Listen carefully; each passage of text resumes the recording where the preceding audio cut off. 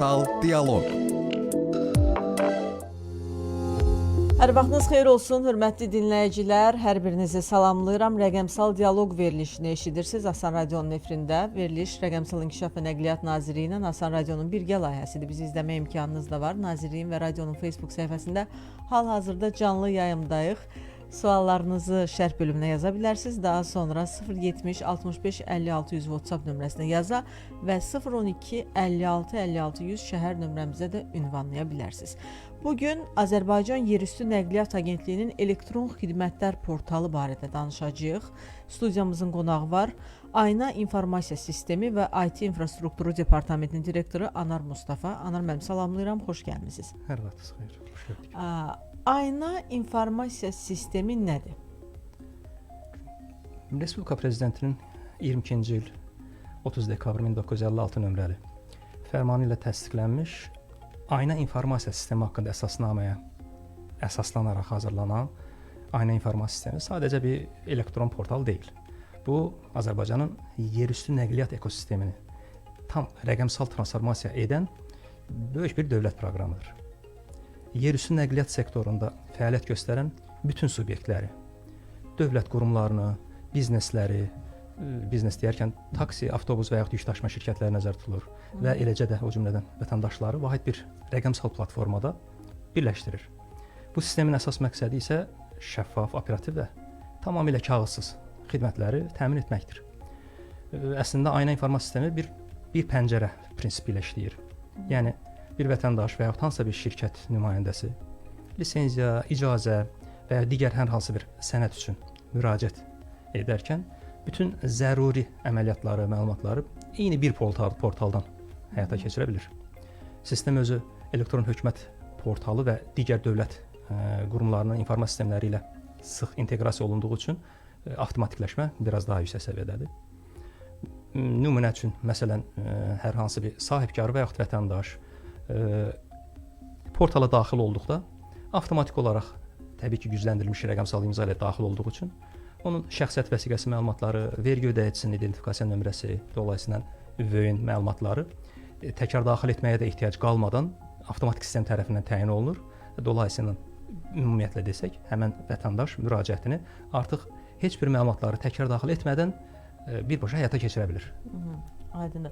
Bəs Ayna İnformasiya Sistemi neçə vaxtda və necə ərsəyə gəldi? Bu barədə danışardınız. Uzun müddət üzərində işlənməsi və son 2-3 ildə sürət alması daha diqqətə çəkəndir. Ayna İnformasiya Sisteminin ümumiyyətlə layihələndirilməsi və reallaşdırılması dövlət səviyyəsində qəbul olunmuş Rəqəmsal Azərbaycan strategiyasının bir hissəsidir. Layihənin ərsəyə gəlməsi bir neçə mərhələlərdən keçib açıqdır. Layihənin ilk mərhələsi konsepsiya və texniki tələblərin təbii ki, müəyyənləşdirilməsi olub. Bu zaman nazirlik daxilində, dolayısıyla agentlik daxilində kənar ekspertlərlə birgə əməkdaşlıq, qrup yaradılıb əməkdaşlıq formasında və onlar beynəlxalq təcrübəni öyrəniblər. Azərbaycanın nəqliyyat sektorunun özəlliklərinə uyğun bir sistem arxitekturasını öncədən hazırlayıb ərsəyə gətiriblər. Ardınca pilot layihə kimi bir neçə elektron müraciətlər və yaxud digər platformalar hazırlanaraq modullar sınaqdan keçirilib. Pilot layihələrdən sonra əldə edilən rəylər, məlumatlar, bunların əsasında sistem təkmilləşdirilib və digər modullar, yükdaşıma, avtobus marşrutları falan kimi sistemlər deyək, arzu olaraq inkişaf elətdirilib və layihənin hazırlanmasında da yerli, bunun altını çizmək istəyirəm, yerli IT əməkdaşlarımızın, IT şirkətlərinin, mütəxəssislərinin böyük rolu olub. Bu da həm də yerli kadr potensialının güclənməsinə çox töhfə verib və bundan da məmnunluq duyuruq. Aydındır. Bəs Ayna İnformasiya Sistemi olmayan dövrlərdə necə, əməliyyatlar necə icra olunurdu? Açığı bir neçə il bundan əvvəli, elə o dediyimiz dövrü düşünəndə adam biraz fərqli havraya düşmüş olur. Ayna İnformasiya Sisteminin istismara verilməzdən tətbiqinə qədər olan o dövrdə bütün nəqliyyat əməliyyatları əl ilə, kağız ilə təbii ki, aparılırdı. Bu da nəqliyyat sektorunda bildiyiniz kimi daha öncədən də çox əvvəllərdən yer alan bürokratiya, vaxt itkisi və qeyri-şəffaflıq kimi problemlər, narazılıqlar törədirdi. Təsəvvür edin, hər hansı bir sürücü və yaxud taksi sürücüsü olar, sərnişin daşıma sürücüsü ola bilər. Nazirliyə və yaxud dolayısıyla hər hansı bir xidmətə, agentliyə şəxsən müraciət etməli idi. Digər fərqli qurumlardan kağız daşıyıcıda öz məlumatlarını əldə edib gətirməli idi. İcazəyə müraciət etdikdən sonra təbii ki, nə qədər vaxt gözləməli idi. Daha sonra növbələrə düşməli idi. Yəni uzun belə prosedurlar zamanında həm vaxt itkisi, həm əsəb itkisi, belə deyək, əsəb səviyyəsinin artması müəyyən narazılıqları təbii ki, ortalığa gətirirdi. Proses günlərlə, hətta həftələrlə çəkirdi, açığını deyim. Təbii ki, bu da mürəkkəb sistem olan korrupsiya riskini də artırırdı dolayısıyla ortalıqda. Nəqliyyat sahəsində də fəaliyyət göstərən, işləyən digər şəxslər təbii ki, bu düşüncəni önə alaraq dediyimiz konsepsiya üzərində rəqəmsallaşma meydana gəldi və ərsəyə keçdi. Bəs hansı əməliyyatlar daxildir aynı informasiya sisteminə? Aynı informasiya sistemi az öncə vurğuladığım kimi portal olaraq bir neçə xidmətləri özündə ihtiva edir. Çox funksiyalı bir sistemdir. Sərnişin və yük daşımaları sahəsində desək, məsələn, taksi fəaliyyəti üçün lisenziyalaşdırma, avtobus marşrutlarının idarə edilməsi, avtobusların qeydiyyatı, eyni zamanda beynəlxalq və yerli yük daşıma fəaliyyətləri üçün icazə blanklarının verilməsi və s. bir neçə alt sistemdən ibarətdir. Alt sistemləri biraz açıqlamaq istəsək, daşınma müqaviləsi və ya digər qanuni əsaslarla hüquq və yaxud haqq müqabilində təbii ki, sərnişin və yük daşımalarını yerinə yetirən, mülkiyyət, icarə və ya istifadə hüququ olan, istifadə hüququ ilə nəqliyyat vasitələrinə malik hüquqi şəxs və ya fərdi sahibkarlar haqqında məlumatların qeydə aparılmasını, qeydiyyatının aparılmasını, qeydə alınmasını təmin edən bir böyük daşıyıcılar sistemidir ki, bu əsas özülünü ilkin müraciəti əsas tutur. Ardınca bir sistem daha, alt sistem deyərək, aşağıdakılardan məsələn, xüsusi hazırlığa dair şəhadətnamələr alt sistemi deyirik. Bunlardan peşə fəaliyyətinə və davranışına, iş və istirahət rejiminin xüsusiyyətlərinə, habelə avtomobil nəqliyyatı ilə sərnişin və yük daşımalarını tənzimləyən normativ hüquq aktlara dair hazırlıq keçmiş, ümumi təbii ki, istifadədə olan avtomobil nəqliyyatı ilə ölkə daxili sərnişin və yük daşımalarını həyata keçirən sürücülərin çoxluğu qeydiyyata aparılan sistemdir. Bu biz şəhadətnamələr sistemi deyirik. Bu da vahid mərkəzləşdirilmiş sistemdir. Fərqli müvafiq təlimlərdən keçdikdən sonra Dövlət İmtahan Mərkəzində imtahan verərək sertifikatını, şəhadətnaməsini alır və avtomatik inteqrasiya vasitəsində bizim mərkəzləşdirilmiş reyestrə gəlir. Digər bir sistem avtomobil nəqliyyatı ilə beynəlxalq sərnişin və yük daşımaları fəaliyyət məşğul olan operatorların uçotun aparılmasını təmin edən, adı da məlum olduğu kimi də beynəlxalq avtomobil daşımalarını həyata keçirən operator alt sistemidir. Taxoqraf alt sistemi var. Taxoqrafların quraşdırılması, yoxlanılması, təmiriyə sınağı, sınaqdan keçirilməsi və onlara texniki göstəricilən xidmət göstərilməsini və bunlarla bağlı digər işləri yerinə yetirən akreditasiya atestatı olan xidmət mərkəzlərinin, dolayısıyla biz ona servis emalatxanaları deyirik. Onların reyestrinin aparılması, qeydiyyatının aparılması, bu sistemdə sürücülərin iş və istirahət rejiminə nəzarət sistemi adlanır ki, dolayısıyla onlar elektron müraciət edir, taxograf kartının alınmasına, dolayısıyla xidmətin keçirilməsinə.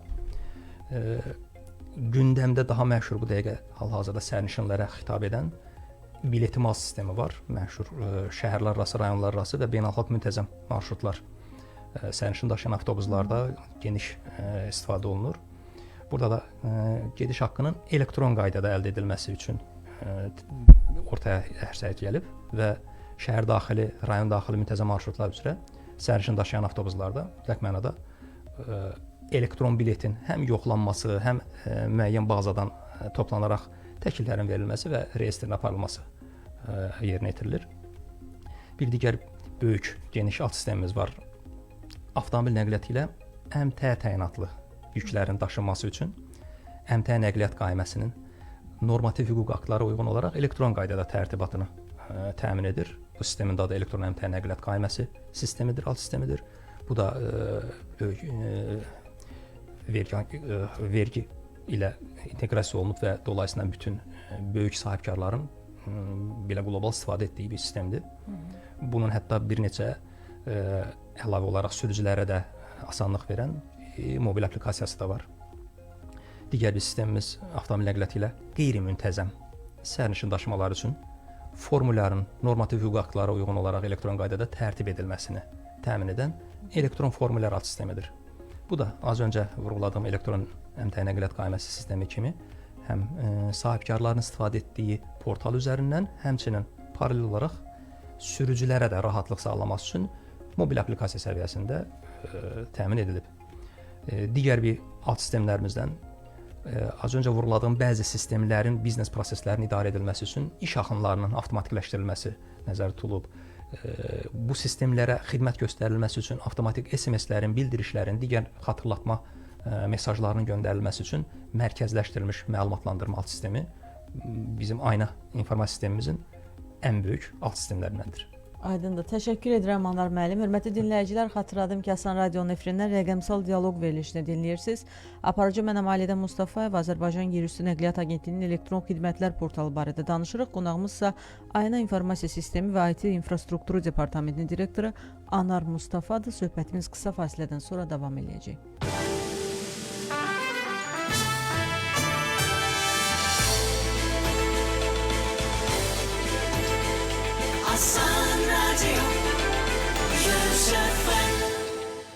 Umid mağazalarından möhtəşəm indirim. Şivak elektrikli su qızdırıcı 80 litrlik indi 233 manat değil 189 manat. Neohot pişirmə paneli 129 manata değil cəmi 99 manata. Umid xeyli alış-verişlər. Asan Radyo'da reklam. Hilfan'dan şok indirimler. Hilfan kompozit boru 1 manat 35 qəpik değil 1 manat 19 qəpik. Hilfan boru sağlamlığını qoru. Məhsulu bütün inşaat mağazalarından ala bilərsiniz. Park Akademi, Bakının elit mərkəzində premium yaşayış. Elmlər Akademiyası metrosunun qarşısında hazır binada çıxarışlı və geniş mənzillər. Park Akademi, lüks bir seçimdir. Ətraflı 010 414 1010.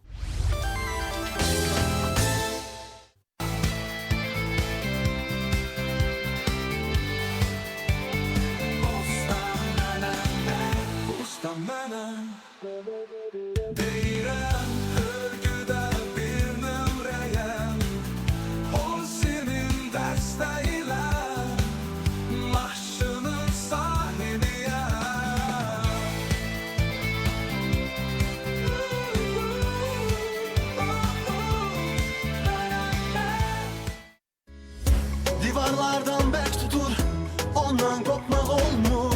Təmirdə əldən tutur, Seramax'dan qopmaq olmur. Yapışma gücü değil sürpriz. Karıştır karıştır elə mix. Mr. Fix'te yoktur risk. Mr. Fix'te yoktur risk. Avant'dan Şərifzadədə yeni premium layihə. Müasir memarlıq üslubunda Avant Nova. Yalnız indi cəmi 23.500 manat ilkin ödəniş edərək siz də Whitebox 2 otaq studiya mənzilə sahib olun. Yaşıllılıqlar əhatəsində idman meydançaları, üzgüçülük havuzu, fitness spa mərkəzi, ipoteka və ya faizsiz hissə isə ödəmə imkanı ilə mənzil əldə etmək şansını qaçırmayın. Avant Nova yeniliklərlə dolu gələcək. Əlaqə Ulduz 0241. Oxumaqda və ya gecə maşın sürməkdə çətinlik çəkirsiniz, bulanlıq görürsünüz, Batı Göz Klinikasında müasir texnologiya ilə bıçaqsız, ağrısız əməliyyatlarla aydın görməyə qovuşun. Ətraflı Ulduz 4033. Klinika İqtisadiyyat Nazirliyinin lisensiyası əsasında fəaliyyət göstərir. Yayın son endirimləri Tam Store marketlər şəbəkəsində 3-16 sentyabr tarixlərində 3 litr bingo, UCD çeşitləri 9 manat 98 qəpik. 8'li 3 qat, papiye mətbəx dəsmalı 6 manat 98 qəpik. 650 milli Feyri Qabiya maye limonlu 2 manat 98 qəpik olacaq. Tam Store, tam istədiyiniz market. Park Residences 1, 2, 3'ten sonra Park Residences 4 gəlir. Sibriz'in ən populyar layihəsində növbəti mərhələ başladı. Bu dəfə gecikməyin. 840 nömrəsinə indi zəng edin. Müasir Avropa minimalizmi üslubunda olan mənzillər 38 kvadrat metrdən 100 kvadrat metrədək sahəyə malikdir və təmir olunmamış təhvil verilir. Rahat ərazi, landşaft dizaynı, böyük hovuz və sakinlər üçün özəl infrastruktur. 840 nömrəsinə zəng edin. Asan Radyo'da reklam. 050 60 06 100. 17 sentyabrədək Bravo'da super qiymətlər sizi gözləyir. 450 qramlıq Berqaytrili qara çay 9 manat 99 qəpik. 1 kiloqram Ülker Albeni şokolad çeşidləri 13 manat 99 qəpik. Keyfiyyətli məhsullar üçün Bravo. Doğru seçim.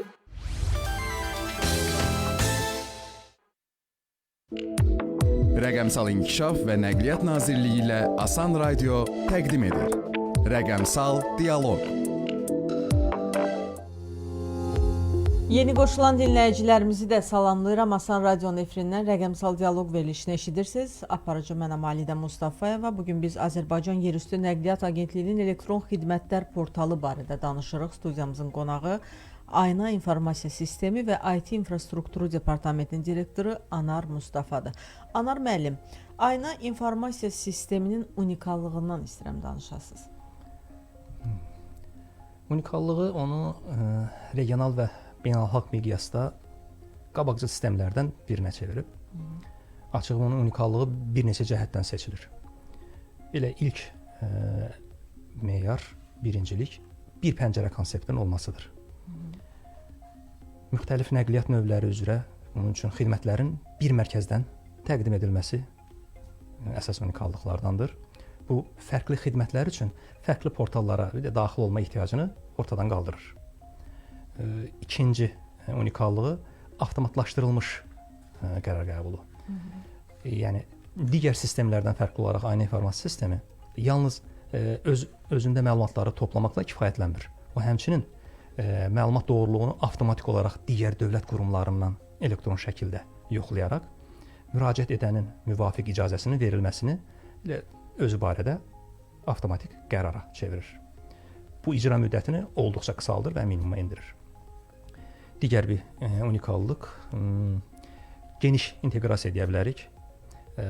Ayna İnformasiya Sisteminin alt sistemləri öz içərisində Vergilər Nazirliyi ilə, Daxili İşlər Nazirliyi ilə, Gömrük Komitəsi və digər bütün dövlət orqanlarının mərkəzləşdirilmiş elektron hökumət informasiya sistemi vasitəsilə inteqrasiya olunub. Bu ilə az öncə vuruladım ki, məlumatın həm dürüstlüyünü təmin edir, həm də təkrar sənədləşdirməni ortadan qaldırmış olur. Vahid mərkəzləşdirilmiş platforma olaraq real time, yəni anında müraciət zamanında ilə müraciətin dərhal bazada əks olunması, vətəndaş müraciətinin gedişatını canlı izləməyə icazə verməsi bunun unikallıqlarından biridir.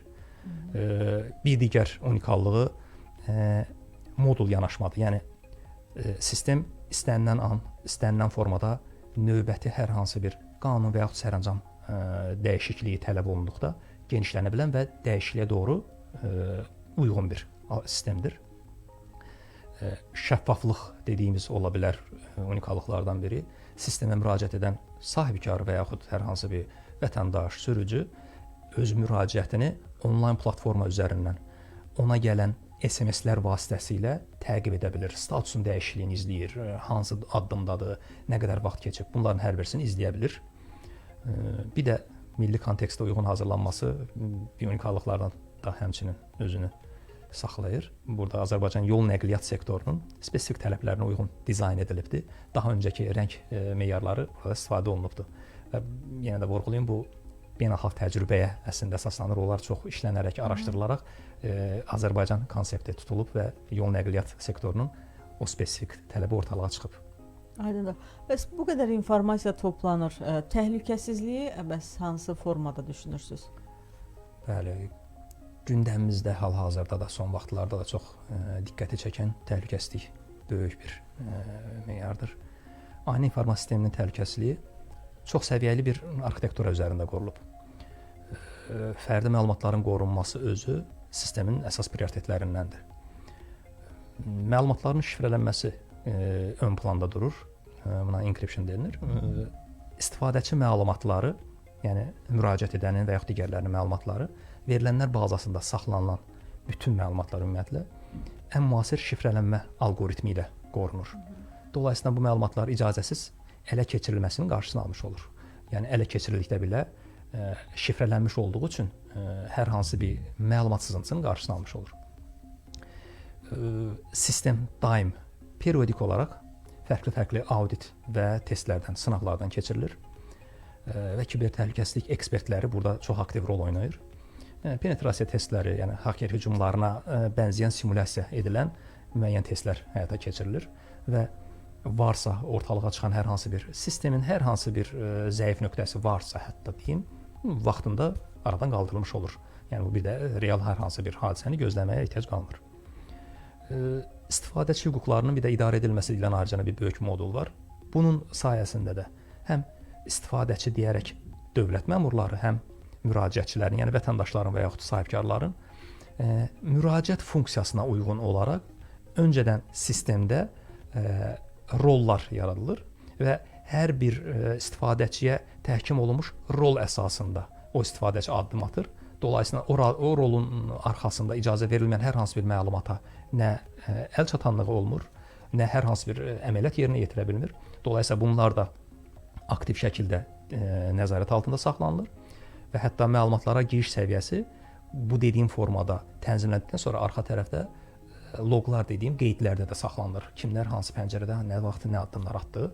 Bu da dolayısıyla digər fərqli bir hərəkətlərin qarşısını almış ola bilər. Yəni kiməsə məlumat ötürərkən ekran şəklinin çəkilməsini göndərilməsi belə kifayət edir ki, istifadəçinin hansı addım atdığını göstərmiş olsun. Standart yanaşmalardan da biri də odur ki, təhlükəsizliyin qorunmasına görə hər bir sistem kritik sistem kimi qələmə alınır və müəyyən bir strategiya, daxili strategiya və təhlükəsizlik strategiyası hazırlanaraq sistem daim öz back-up'ını, yəni ehtiyat nüsxəsini saxlayır. Bu da təbii ki, hər hansı bir xırda texniki nasazlıq və ya hər hansı bir Allah eləməsin, hücum zamanı hər hansı bir məlumat itkisinin qarşısını alır ki, anında bərpa bu əlavə bir hazırlanmış strategiyanın içərisində bir addımdır ki, dərhal bərpa oluna bilsin. Aydındır. Bəs proseslər istifadəçilərin portala məlumatı daxil etdikdən sonra necə aparılır? O bizim görmədiyimiz tərəflərindən danışardınız. Tamam. Demək, istifadəçinin məlumat daxil etməsi ilə başlayıb icazənin verilməsi, ardında proses demək olar ki, tam avtomatlaşıb. Yəni düşünüldüyü kimi deyil ki, istifadəyə müraciət, istifadəçi hər hansı bir icazəyə və yaxud hər hansı bir lisenziyaya deyək, müraciət elədi və gözləməlidir, arxada məmur baxacaq, baxmayacaq, dövlət qurumunun əməkdaşıdır, bəlkə məzuniyyətdədir, bəlkə gec çəkər. Dolayısıyla belə bir şey yoxdur və Respublika Prezidentinin 18-ci ildəki 12 sentyabr tarixli 263 nömrəli fərmanı ilə təsdiq olunmuş dövlət informasiya ehtiyatları və sistemlərinin formalaşması, aparılması, inteqrasiyası qaydalarına əsasən EHIS deyilən, yəni az öncə də vurğuladım, elektron hökumət informasiya sistemi ilə aynı informasiya sistemi tam inteqrasiya edilib. Dolayısıyla müraciətin qəbul edildikdən sonra ilkin elə yoxlamanı sistemin özü avtomatik həyata keçirir. Gücləndirilmiş rəqəmsal imza ilə daxil olan istifadəçi öz məlumatları artıq sistemdə bəyan olunmuş olur və sistem artıq bilir müraciətçi kimdir, hansı böyüyünün sahibidir, hansı sahibkardır, nə kimi bu formada məlumatları var. İkinci bir inteqrasiyadan sonra önə gələn bir iş isə, məsələn, hər hansı bir nəqliyyat vasitəsi haqqında müraciət edəcək, nəqliyyat vasitəsinə daşıyıcı kartını almaq istəyir, nəqliyyat vasitəsinin dövlət qeydiyyat nişanını daxil etdikdə sistem özü də onu Daxili İşlər Nazirliyinin avtomatik inteqrasiya etdiyi üçün nəqliyyat vasitəsinin texniki bütün texpasport məlumatlarını gətirir və dolayısıyla bütün digər xırda meyarı detallarını girməyə ehtiyac qalmır. Və daha öncə də bildirdiyim kimi hər bir müraciət statusları onun SMS vasitəsilə qeyd etdiyi özünün mobil nömrəsinə də və yaxud portalına və yaxud e-mail adresinə paralel şəkildə fərqli bildirişlər, daha doğrusu eyni bildirişlər eyni anda göndərilmiş olur. Dolayısıyla bu da öz statusunu avtomatik izləmiş ola bilir. Bundan sonra avtomatik təbii ki, gələn müraciət analizdən keçdikdən sonra belə deyərik, yaşıl işıq yanır və dolayısıyla hər bir müraciət formasında bir xəta yoxsa, məlumatlarında xəta yoxdursa, yəni tələb olunan hər hansı bir borcu yoxdursa, avtomatik ona icazə sistem tərəfindən generasiya edilir və proses saniyələr içərisində bitir. Və hətta yaranmış sənəd və yaxud generasiya olunmuş sənəd elektron formada, QR formatda da deyə bilərik, təqdim edilir və onun hər zaman profilində qalır. Dolayısıyla istədikdə çap eləyə bilər kağız daşıyıcıda. Bu da artıq təbii ki, müraciətinin seçimin açılıdır. Lakin digər sistemlərlə də inteqrasiyamız yol verir ki, artıq vətəndaş və müraciətçi öz müraciəti nəticəsini elektron formada saxlamağa kifayət eləsin. Aydındır. Bəs əlavə funksiyaların olacağı gözlənilirmi? Təkmilləşdirmə işləri nə yerdədir və Ayna İS mobil tətbiqi olacaqmı bundan? Açığı, bəli, bu formada biraz ümumi yanaşma olaraq alt sistemlərin özləri fərqli istiqamətlərə yönəldiyi üçün vahid bir mobil aplikasiya daha düzgün alınmazdı. Sırf bu səbəbdən Ayna brendi altında hal-hazırda fəaliyyət göstərən, istismara vermiş olduğumuz Ayna formulyar və Ayna əmtəə nəqliyyat qayməsi dediyimiz iki mobil aplikasiya var. Lakin mobil aplikasiyaya bənzər formada xidmət portalımız, yəni Ayna informasiya sisteminin xidmət portalı web application platformasında o formada qurulubdur ki, istənilən mobil aplikasiyadan və yaxud mobil telefondan brauzer vasitəsilə avtomatik istifadə oluna biləcək bir formada açılır. Yəni dolayısıyla mobil aplikasiyası olmayan hər hansı bir sürücü belə mobil telefonunda xidmət portalını açaraq müraciətini tamamilə yerinə yetirə bilər. Təkmilləşdirmə təbii ki, statik sistem deyil. Biz hələ Ayna informasiya sisteminin yaradaraq hələ ilk başlanğıcdakı ilkin addımlarını qoymuşuq. Böyük bir perspektiv planlarımız var. Təbii ki, Azərbaycan Yerüstü Nəqliyyat Agentliyinin digər fəaliyyət istiqamətləri də olduqca geniş olduğu üçün hal-hazırda onların da rəqəmsallaşması, elektronlaşması böyük bir perspektiv planda özünü gözləyir. Mərhələli şəkildə təbii ki, digər sistemlərin də rəyləri, İngilizcə desək feedbackləri vətəndaşlardan və ya istifadəçilərdən alınaraq yeni sistemlərin, yeni layihələrin tətbiqi günümüzdə demək olar ki, hal-hazırda davam eləyir. Bəzi aktiv layihələr də var və gələcəyə doğru da böyük strateji plan ən az bir 3 il qədər, belə deyək, öngörüşlü kimi planımız var. Statistik məlumatlara da nəzər salaq. Gün ərzində nə qədər müraciət olur? Mən onu istərsiniz hətta ilkin müraciət statistikası ilə müqayisə elətdirmək üçün baxımdan deyim. Az öncə vurğuladığım Ayna informasiya sisteminin bir neçə alt sistemləri var. Ümumi meyarla desək, ilkin kağız formada maksimum bir neçə yüz gün ərzində qəbul oluna bilən müraciət formasını nəzərə alsaq, hal-hazırda bu 10 dəfələrlə artıb. Yəni günə bir neçə min müraciət avtomatik qəbul olunur. Hətta bu pik günlərdə bir 2-3 dəfə daha arta bilir. Nümunə verə bilərəm. Məsələn, fərqləmə nişanının verilməsi deyilən bir sistem var. Biz hal-hazırda onu da Ayna informasiya sisteminin bir alt qolu kimi istifadə etməyə, istismara verməyə planlaşdırmışıq və hal-hazırda da istismardadır. Adətə o fərqləmə nişanına müraciətlər ayın sonuna doğru kəskin bir sürət alır və nümunə olaraq desəm, ayın ilk 20 günündə müraciət sayı 1000 olursa, son bir həftədə bu 10.000, 15.000-ə qədər qalxa bilir. Yəni, dolayısıyla statistika hal-hazırda olduqca artım tendensiyası üzrədir. Aylıq ölçdükdə 100.000-ə qədər ola biləcək, yəni 10.000-lərlə müraciətlər var. Sistemlər arasında təxmini bir nisbətlər desək, hal-hazırda icazə və lisenziyaların müraciəti bizim Ayna informasiya sistemimizin təxminən 60%-ni ehtiva edir və digər elektron qaymə dediyimiz əmtəə nəqliyyat qayməsi sistemi təxminən 20-25% qədər və digər sorğu və xüsusiyyətlər artıq biraz az faiz, yəni 15% qədər bölgüsü var. Statistik məlumatlar bu şəkildə bölünür. Aydındır. Ayna informasiya sistemi bəs vətəndaşlara hansı üstünlüyü gətirdi? Müsahibəmizdə də danışdığımız kimi, qeyd etdiyimiz kimi, daha əvvəlki olan olduqca çətin addımlar, növbələrə durulmalar, kağız daşıyıcılarda filan sənədin tələbatı, təbii ki, o kağızın da əldə edilməsi üçün müəyyən əsəb keçirərək digər qurumlara yer alaraq bürokratik əngəllərə rastlanan vətəndaşların birbaşa zaman və maliyyə qənaəti bir nömrəli üstünlükdür. İkinci, təbii ki, şəffaflıqdır. Çünki hər bir müraciət artıq elektron izləmə mexanizmi ilə təmin olunur və dolayısıyla vətəndaş öz müraciətini hansı mərhələdə olduğunu həm SMS vasitəsilə, xatırlatma bildiriş vasitəsilə, həm də elə portala girərək detallı saniyə və saniyə izləyə bilir ki, hansı addımdadır.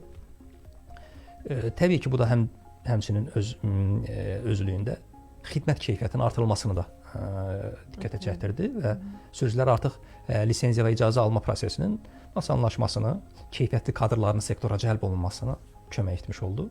Bu da ümumilikdə təbii ki, bizim nəqliyyat xidmətimizin keyfiyyətini artırmış sayır. Operativlik, təbii ki, etibarlılıq və təhlükəsizlik bunlar xidmətlərin mərkəzləşdirilməsi və digər az öncə vurguladığım iqtisadi üstünlüklər vətəndaşlara olduqca əlverişli bir dediyimiz üstünlük gətirib çıxartmışdır. Sistem istifadəçilərin bəs maarifləndirilməsi üçün hər hansı tədbirlər görürsünüzmü? Daha sonra sualları, onların qarşılaşdığı problemlər, çətinliklər necə aradan qaldırılır, necə izah olunur? Açığı ayna informasiya sisteminin alt sistemləri həm istifadəyə verildikcə, həm də paralellikdə fərqli kanallarda maarifləndirmə gedir və aynanın rəsmi web sitəsində də, internet səhifəsində də həm təlimatlar, həm hər bir alt sistemin istifadə sənədləri video təlimatlarla olmaqla yanaşı, digər media kanallarında da, təbii ki, Facebook, Instagram, digər sistemlərdə də mütəmadi olaraq bu tip maarifləndirmə məlumatları və roliklər gedir. Bununla yanı sıra təbii istifadəçilər üçün çağrı mərkəzimiz fəaliyyət göstərir. Burada da istənilən sual və ya problem anında da cavab verilə biləcək durumdadırsa cavablandırılır. Təbii ki, tez-tez verilən suallar mütəmadi olaraq olduqda, əgər istifadəçi bilə zəng mərkəzinə zəng vurmadan da sistemdən baxıb əldə edilə biləcək bir imkan var. Fərqli kampanyalarda həyata keçirilir. Çağrı mərkəzi və vətəndaşlarla iş departamentimizin sayəsində hətta mərkəzləşdirilmiş fərqli kanallardan, yəni az öncə vurguladığım, istər WhatsApp olar, istər Facebook olar, digər sosial media kanallarından vahid mərkəzə müraciətlər dərhal cavablandırılması formasında da arxada komanda dayanır və bu komandada daxil olan müraciətləri Jira adlanan böyük bir sistemimiz var. Bu sistemi vasitəsilə həm texniki, həm də bir nevi aynanın öz əməkdaşlarına müraciətləri ünvanlayaraq dərhal həllinə və yaxud sualına cavab almağa kömək verir. Aydındır, siz bayaq təhlükəsizlikdən danışdınız, amma fərdi məlumatların necə qorunması da biraz ön plana gəlir. Bu barədə danışardınız. Bəli, açığı Nazirlər Kabinetinin 2010-cu ildə ta 6 sentyabrda 161 nömrəli qərarı ilə təsdiq edilmiş. O vaxtdan belə fərdi məlumatların mühafizəsinə dair tələblər var, mövcuddur. Biz də ilk elə sistemi və digər məlumatların saxlanmasını və qorunmasını planlaşdırarkən o tələblərə dayandıq və o tələblərdən irəli gələn bütün qaydaların mütləq mənada qorunmasını və bu formada sağlanmasına riayət etdik. Bu isə öz növbəsində təbii ki, məxfilik siyasətinə müvafiq olaraq məlumatların yalnız müəyyən edilmiş məqsədlər üçün, yəni toplanıb istifadə edilə bilməsinə təminat verir. Fərdi məlumatların saxlandığı serverlər də açığı məlumat bazaları və ya digər application serverlər deyək, xüsusi təhlükəsizlik divarları ilə, yəni buna firewall deyirlər, firewalllarla qorunur. Təbii ki, o da təhlükəsizlik ayarlarına və tələblərinə uyğundur. Az öncə vurğulamışdım. Girişlər də yalnız icazə verilmiş rollar içərisində o rollara uyğun müvafiq addımlar və yaxud əməliyyatlar keçirməyə icazə verir və hər bir giriş və yaxud addım da sistemdə ayrıcana qeydə alınır. Hər hansı bir sonra addımların izlənməsi loqlar içərisində detalları ilə tapıla bilir. Dolayısıyla bu da məxfilik siyasətinin içərisində məlumatların qorunmasını saxlayır özündə. Portala daxil edilən bütün sistem daxilində ötürülən bütün məlumatlar şifrələnmiş şəkildə saxlandığı üçün də vurguladığım kimi hər hansı bir məlumatın yayılması bir qorxu hissi yaratmır. Çünki o qədər şifrələnmiş olur ki, hətta o şifrəli şəkildə belə deşifrə etməyi xüsusi bir alətlər vasitəsilə bazada başqa bir yerdə qorunur. Yəni təhlükə yoxdur. Dolayısıyla bəli. Bundan yanı sıra təbii ki, bütün verilənlər bazamız Milli Sertifikat Xidmətlərinin mərkəzi tərəfindən idarə olunan təhlükəsizlik serverlərində saxlanılır. Daxili təhlükəsizlik siyasətimiz var. Təbii ki, o da müəyyən meyarlar və müəyyən tələblər içərisində hər bir istifadəçinin hansı addımları və hansı əməliyyatları yerinə yetirə biləcəyini öncədən belirlənmiş və təsdiqlənmiş bir formada bunları icra etməyə vadar edir. Aydındır. Son olaraq Aynanın digər fəaliyyət istiqamətləri üzrə rəqəmsallaşma planından danışardınız. Necədir bu rəqəmsallaşma planı? Dediyimiz kimi hələ biz Ayna informasiya sisteminin hələ ilk addımlarını atırıq. Daha doğrusu rəqəmsallaşmanın müəyyən bir böyük bir mənada bəli, kağız daşıyıcıdan qurtularaq rəqəmsallaşmaya böyük bir addım atmışıq. Böyük bir söz var. Hər hansı bir işin başlanması onun yarısı deməkdir. Biz düşünürük hardasa 50%-ni ilə görmüş saya bilərik bu işin. Lakin qarşıda daha böyük hədəflərimiz və görüləcək işlərimiz var. İstər sərnişin və yük daşımasında rəqəmsal məsələn nümunə verərəm. Marşrut izləmə kimi bir proqram təminatı ola bilər. Bu icazə və nəzarət proseslərinin tam elektronlaşması ola bilər. Plana görə məsələn dayanacaqlarda əvvəllər var idi biraz daha təkmilləşdirərək elektron informasiya panellərinin yaradılması və yaxud da rəqəmsal biraz bütün platformanı özündə ehtiva edən rəqəmsal bilet sistemi planımız var. Bu vahid ödəniş platforması nəzərdə tutulur. Kameralar və sensorlar vasitəsilə müəyyən bir layihələr çərçivəsində yol hərəkətinə nəzarət sistemimiz hal-hazırda hazırlanır və biraz daha gəlişmək üzrədir, inkişaf edir. Big data və analitika təbii ki, məlumatlar yığıldıqdan sonra nəqliyyat axınının proqnozlaşdırılması artıq rəqəmsal ekiz layihəsi çərçivəsində mümkündür. Buradan irəli gələn hər hansı bir rəqəmsal həllər gözlənilir təkmilləşdirmə yönündə. Vətəndaş yönümlü, məsələn, rəqəmsal xidmətlər hal-hazırda müvafiq storlarda, yəni həm Play Store-da, həm Google Marketdə, Play Marketdə Ayna MAS applikasiyası yerləşdirilib. Bunlar hələ ki limitli şəkildə yerləşdirilib. Bu universal bir platformanın belə bir müəyyən bir formada desək ki, hər hansı bir vətəndaşın istər mikromobil daşıyıcılardan, yəni skuterlar və yaxud da elektron velosipedlərdən istifadə edərək metro daxil və yaxud şəhər daxili, şəhərlər arası, rayonlar arası dövlət Azərbaycan Dövlət Dəmir Yollarının da təbii ki, ora inteqrasiyası var. Bir nöqtədən digər nöqtəyə gedə biləcək bir böyük bir platforma hazırlanıb. Hal-hazırda dediyim kimi limitli çərçivədə istifadəyə verilib, pilot şəkildə, bəli, pilot rejimdə, beta rejimində deyə bilərik bunu. Müəyyən belə deyək, istifadəçi rəylərindən sonra tam publika açılması gözlənilir. Təbii ki, biraz daha gələcəyə baxsaq, beynəlxalq daşımalar üzrə hal-hazırda elektron icazə sistemləri üzrə inteqrasiya gündəmdədir. Hal-hazırda planımız üzrə o yerinə yetiriləcək və düşünürəm ki, əmtəə nəqliyyat qaiməsi kimi sistemin beynəlxalq səviyyədə proqram təminatının hazırlanması böyük hədəf alır. Bu bir neçə illərdir təbii ki, planlaşdırılır. Amma tam olaraq düşünürəm ki, bu yaxın illərdə bu icra olunacaq.